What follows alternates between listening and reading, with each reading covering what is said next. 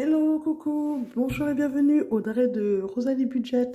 Aujourd'hui, je vous fais une nouvelle vidéo car c'est un nouveau mois et c'est un numéro vraiment axé sur le budget. Donc, je suis contente de vous retrouver. Pour ceux qui me suivent depuis le début, il s'est passé beaucoup de choses. Effectivement, je m'excuse, j'ai une semaine de retard sur mes posts. Ça a été une semaine assez compliquée pour moi car ma fille a encore été malade et j'ai dû rester m'occuper d'elle et plus autre chose que j'avais à m'occuper personnellement. Donc je n'ai pas eu le temps de faire et poster une vidéo en temps et en heure, mais c'est pas grave. Vous ne m'en voudrez pas, j'espère, et je vais rattraper ceci. Aujourd'hui, elle va être axée, donc, comme je le disais au début, sur le budget de février 2023. Vous allez vite comprendre que c'est un budget qui va être totalement différent de ce que vous avez pour l'instant toujours vu et connu. Ma situation en janvier a eu des hauts et des bas. Vous en savez déjà une petite partie. Vous saurez la suite après. Par contre, très contente car le mois de janvier, très, très, très exceptionnel et très réussi pour ce début. Plus de découvertes. J'ai une liberté totale. Sauf que maintenant j'appréhende un petit peu parce que le fait que je n'ai plus de découvert, j'appréhende comment je vais gérer quand je vais être un petit peu ric-rac, voir ce que je vais faire, comment je vais me sentir, est-ce que je vais être anxieuse, est-ce qu'il va falloir qu'absolument je dépense. On est en cours, donc on verra ce que ça donnera dans les prochains jours. J'ai aussi enfin eu une bonne nouvelle, donc je vous disais que je voulais faire plusieurs voyages cette année, donc j'ai mon premier voyage qui est prévu au mois de mars, et ce sera du coup, enfin, j'ai été prise au Brésil. Très, très, très, très, très contente. Je vais pouvoir m'amuser, me reposer, me relaxer pendant une semaine et je ne peux pas emmener ma fille qui sera, elle, du coup, à l'école. Et donc, du coup, je sais que comme elle sera à l'école, j'aurai des frais supérieurs euh, à ajouter, notamment des frais de garde d'enfants. Mais bon, n'en parlons pas trop ce coup-ci. Allez, on y va. On se concentre sur le budget du mois de février complet. Ensuite, je vais vous faire mon bilan du mois de janvier. On y va, c'est parti. Février 2023. Je vais commencer par mes revenus. Au niveau du salaire, c'est l'hécatombe totale. Je m'attendais à toucher à peu près 2 800 euros, mais sachant que j'ai dû rater plusieurs jours, notamment parce que ma fille était malade, mon salaire ne va pas dépasser 1 760 euros. C'est pour ça que je vous disais qu'il y avait plusieurs péripéties. J'ai perdu 8 jours et moi je suis intérimaire.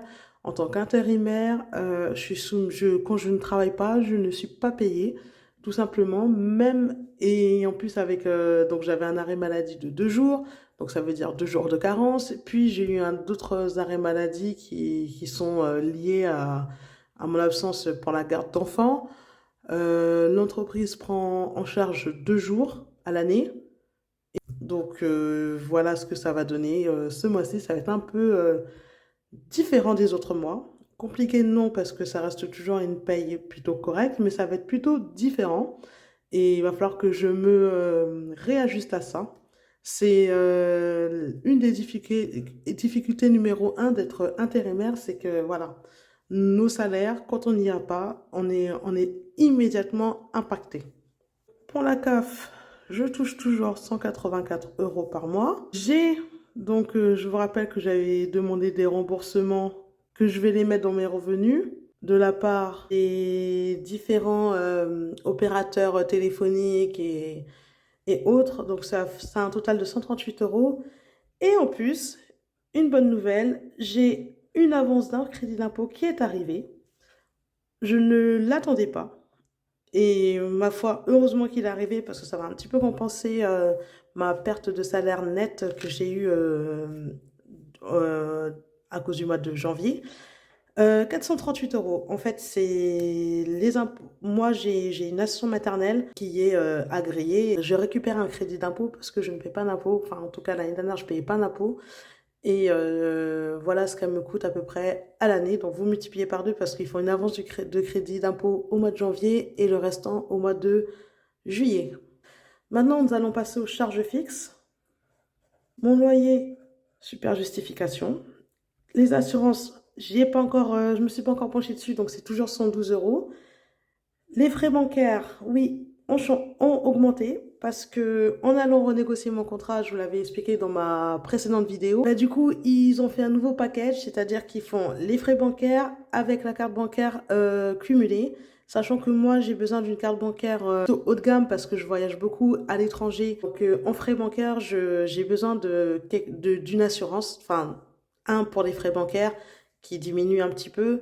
Deux, j'ai besoin d'une assurance rapatriement et tout ça, tout ça. Et je sais que la carte bancaire que j'ai, elle cumule tout ce que j'ai besoin. Donc, du coup, avant, c'était 8 euros les frais bancaires par mois, plus 150 euros la carte bancaire. Maintenant, c'est 15 euros pour tout. Donc, c'est pas plus mal. Ma box, 22 euros. Téléphone, 9 euros. Pour Internet, c'est pas vrai. C'est 17 euros. Pourquoi les montants sont si bas? Parce que j'ai renégocié et j'ai eu un petit cadeau. Pour Disney, à 9 euros. La mutuelle, 22 euros. L'électricité, je ne paye pas parce que je paye un mois sur deux. Ici, mon total est de 2520 euros. J'ai fait les calculs en amont. Ici, le total, 751 euros. Catégorie autre charge. Je ne les rentre toujours pas dans mes charges fixes parce que j'ai vraiment besoin de distinguer ces charges-là qui ne sont pas des charges ad vitam aeternam et ils changent tout le temps, tout simplement. Ils changent tout le temps, donc j'ai vraiment besoin de distinguer. Donc pour moi, mes charges, ça reste ma cantine. Nous sommes au mois de février, il n'y a pas beaucoup de mois, il n'y a pas beaucoup de jours, j'ai calculé, donc je vais mettre 50 euros. Pour TER plus parking, sachant que je ne fais pas un mois complet, je ne vais pas acheter au mois, mais je vais acheter à la semaine. Et j'ai calculé pour mon TER, pour mon parking, ça me fait 104 euros. Au lieu de 147 habituels. Et je ne prends pas de cours d'anglais ce mois-ci parce que nous n'avons pas réussi à trouver un compromis. Pour ma maille, l'assistante maternelle, 70 euros. Et pour l'école, pour pas changer, 250 euros. Ce qui me fait un total de 346 euros. Nous allons maintenant passer à la catégorie dette, remboursement, crédit. C'est tout ce que, en soi, je dois au-delà de mes charges fixes. Comme vous pouvez vous en douter, il n'y a rien. Je ne dois pratiquement rien ce mois-ci, hormis pour la tontine. On doit 30 euros en plus. Je paye mon voyage au Brésil, la dernière mensualité, qui est de 250 euros. Qui me fait un total de 270 euros. Ce qui est épargne, habitude, ma fille, 25 euros. Ma tontine, donc c'est mes épargnes à moi, 200 euros. Pour un total de 225 euros. Bon, reste à vivre correspond à l'ensemble de mes revenus, 2520 euros, moins toutes mes sorties. Donc les charges fixes, 751, moins les autres charges, 346, moins mes dettes, 270, moins les épargnes, 225. Ça me laisse un reste à vivre de 928 euros. Pas mal. Je vais gonfler du coup mon épargne. En fait, la différence ira directement dans mon défi des 100 enveloppes du mois. Sachant que c'est un mois, en faisant le rappel, j'ai quelques anniversaires ce mois-ci, j'ai quelques sorties prévues, il y a des vacances scolaires. C'est un mois très court aussi. J'ai aussi le voyage donc au Brésil du mois prochain à préparer. Avec 928 euros, je pense que je vais pas tout mettre dans mes enveloppes ce mois-ci et mettre une quantité que je pense suffisante pour tenir. Et ensuite, je vais voir comment je vais orienter par rapport au mois de mars qui promet d'être un mois beaucoup plus long, beaucoup plus fastidieux. Début du printemps, plusieurs anniversaires aussi au mois de mars, voyages, sorties. Enfin, je raconte pas ma vie, mais j'avance. Alors, on va décliner les enveloppes. Donc, comme d'habitude, j'ai mes 7 enveloppes alimentaires, santé, fonds d'urgence, plantes, anniv, divers, essence. Je voulais mettre 250 euros pour l'alimentaire de ce mois-ci et au final, je vais augmenter à 350 car en fait, je reçois mes neveux, des ados, 2 ados, donc je passe de 2 à 4 pendant une semaine. Je pense qu'il va falloir que j'augmente un petit peu le gap. Et puis les ados, ça consomme. Je l'ai vu au mois de décembre. Donc on va mettre 350 ici. Pour la santé, je vais rester à 100. Vu le mois de janvier où j'ai été faire des allers-retours chez les pédiatres et chez les docteurs pour moi, et ma fille, elle a eu des plaques aussi d'eczéma, donc j'ai dû acheter des crèmes qui ont coûté plutôt cher. 100 euros, c'est pas négligeable. Fonds d'urgence, comme d'habitude, 50 euros. Pour tout ce qui est anniversaire, j'avais dit 100 euros ce mois-ci pour offrir des cadeaux. En essence, 130 euros. Pourquoi autant? Car j'ai plusieurs allers-retours à faire pour aller chercher donc mes neveux à l'aéroport et les ramener à l'aéroport derrière. Donc c'est des frais supplémentaires et l'essence en ce moment, c'est pas donné.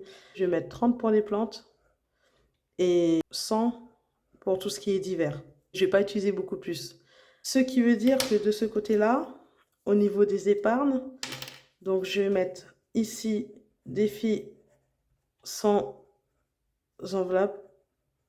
Je vais pouvoir déjà mettre 68 euros en début de mois. Voilà. Voici mon budget pour le mois de février. Comme d'habitude, n'hésitez pas à me mettre des petits commentaires. Ça me fait toujours plaisir. Ça m'aide toujours autant.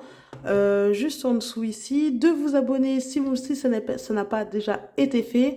Et maintenant, nous allons passer faire le bilan des enveloppes. Ça veut dire tout ce que je n'ai pas utilisé ce mois-ci. Je vous rappelle que moi, je fais mes enveloppes au mois et pas à la semaine parce que je fais les courses quand j'ai envie. C'est-à-dire à peu près 2 fois par mois et en fonction de mes besoins, de mes envies, du temps que j'ai aussi.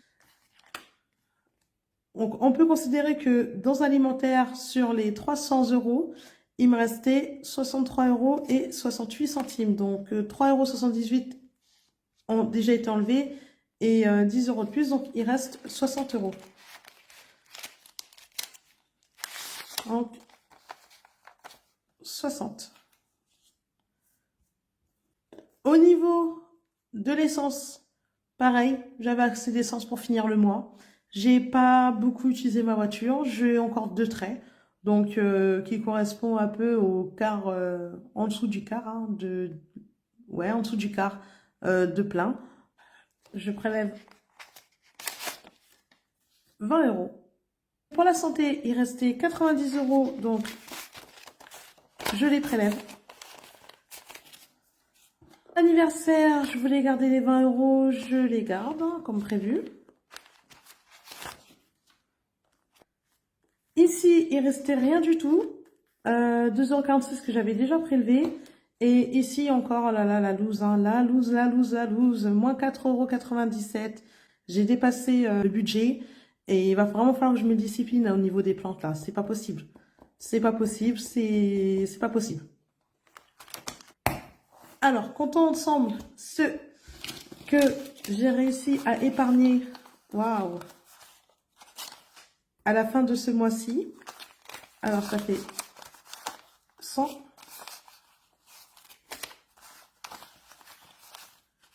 190 euros. Ça fait que en janvier, au total, j'ai, attention, économisé 292 euros et 54 centimes. Juste waouh! J'ai pas de mots. Très très contente d'avoir épargné autant. Je m'y attendais pas. Je suis fière de moi. J'espère que en février, je pourrai faire autant, voire plus. Mais normalement, c'est en bonne route. Si vous aussi, de votre côté, comme vous faites votre budget en même temps que le mien, il vous arrive la même chose, et ben bravo. Bravo à vous aussi, bravo à votre travail de tous les jours. On va passer au remplissage. Bah, je mets un billet pour le défi des 10 euros. Il est là, mon cahier des défis.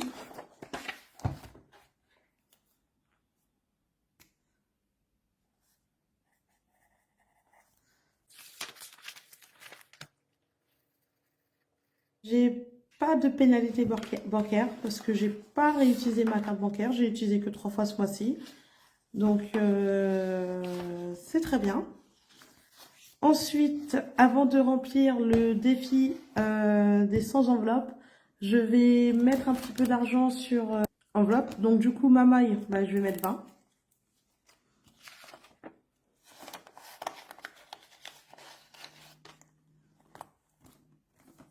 On n'oublie pas de toujours remplir le tracker.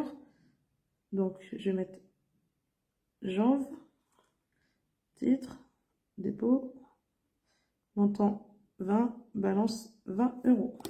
Pour les régules, je vais mettre 50. Je mets jambes, dépôt, 50 et 50. Pour les impôts, je mets rien. Voyage, je mets 50. 50 et donc la balance qui est de 50. Voiture, qu'est-ce qu'il me reste? Noël, Nouvel An, je mets rien. Je vais commencer à la constituer peut-être à partir du mois d'août. Et je mets 20 euros en voiture. Allez. Ici, on a fini de le remplir. Et ensuite, mon défi des 100 enveloppes. Eh bien, je vais faire l'enveloppe numéro 40. Je cherche l'enveloppe numéro 40.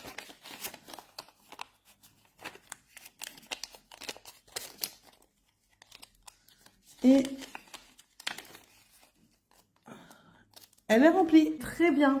C'est le fruit de mes efforts qui se passent actuellement. Je suis très contente. Franchement, 290 euros d'économie dès ce mois-ci. Donc, ça veut dire que en gros, sur 750 que j'avais...